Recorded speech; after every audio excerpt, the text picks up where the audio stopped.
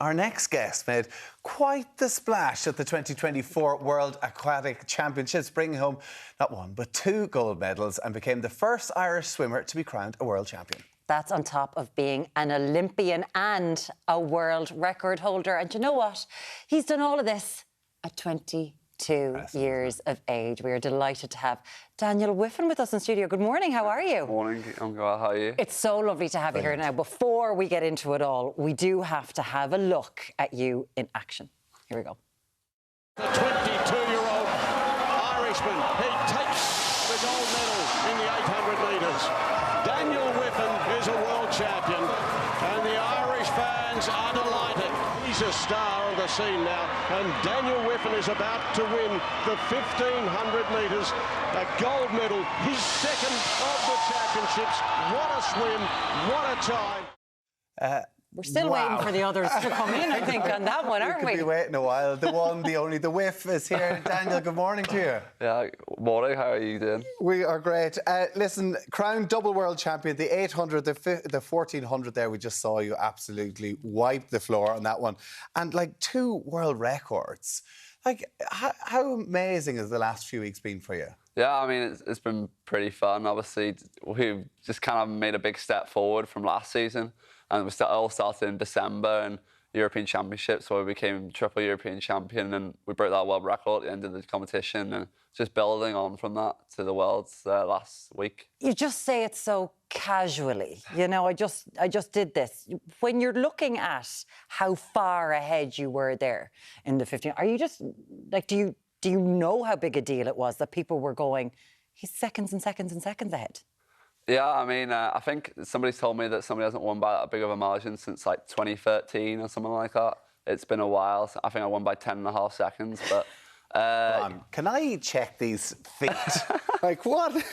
Are there motors or something in this? Like, what's the point of difference? Like, how do you get so good? Like, is it the technique? Is it the length? Like, I mean, you just look normal-sized feet. Like, what is it?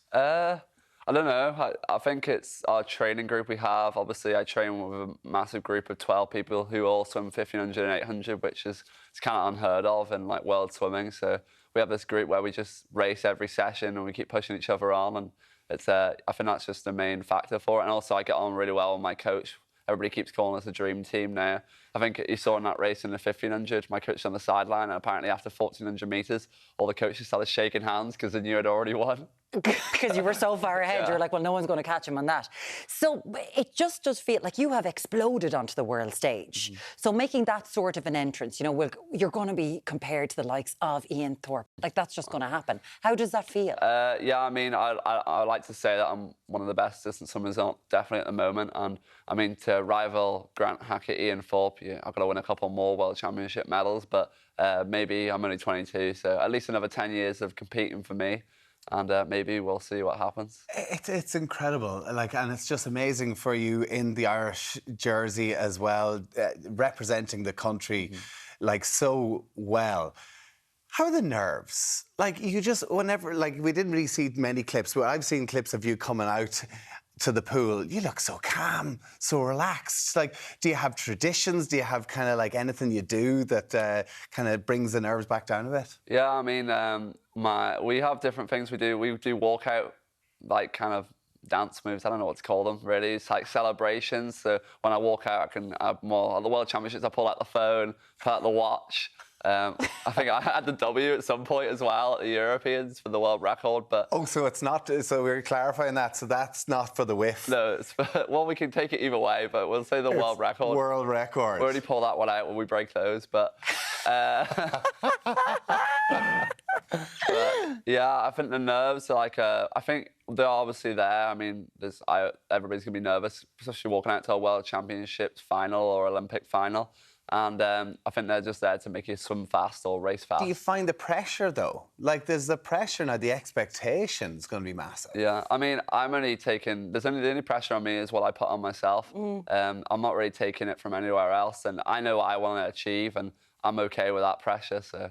It's so wonderful, honestly, to kind of see someone with just a sense of confidence, because we're not used to it, I suppose, in Ireland. People being like, oh, yeah, I'm actually very good at my job.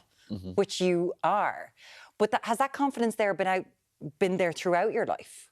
I think I've always been very confident. I've always knew what I wanted to do, and I've always put my head down and make sure that I basically back it up, my confidence with the results. And I think that's why it's going so well at the moment, because I have that confidence that it keeps pushing me forward, and I know it's probably not going to stop anytime soon. Yeah. I think Tommy had some posters of swimmers on his wall when you were growing up, didn't you? Maybe Baywatch, Pamela Anderson, maybe something not. like that. Maybe in their bikinis. Maybe a little bit different. Than their actual swimsuits. Did you have posters on the wall of you?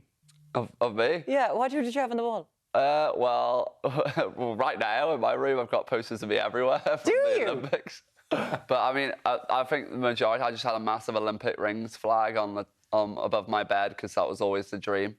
And that's still is the dream. I think people probably, like, I was making a joke of your feet and but like the training, like the level of dedication to become an Olympic athlete, never mind a world champion.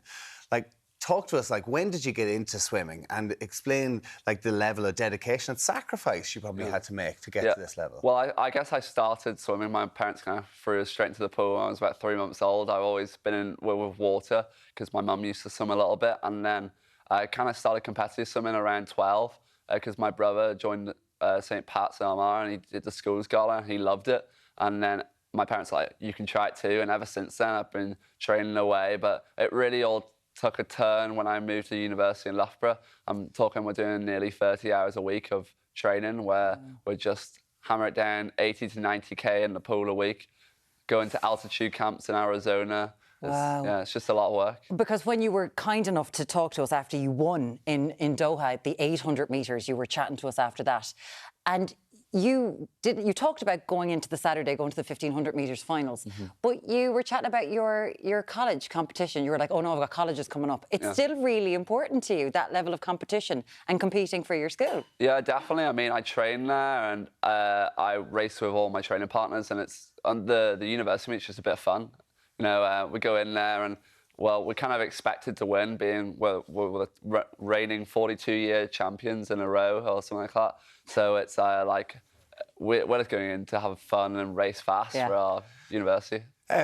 We were talking there, you mentioned your brother Nathan. You have a identical twin brother who's also an incredible swimmer as well. Nathan's actually here as well. Come on in, Nathan, you come and join us too. Because I walked into the green room to meet you earlier on, and I was like, hold on a second, who's who here? He was doing the Spider-Man thing. What's going on? What's going on? To be fair, Nathan, listen, you, fingers crossed, are going to be qualifying for the Olympics as well in the exact same event as your brother.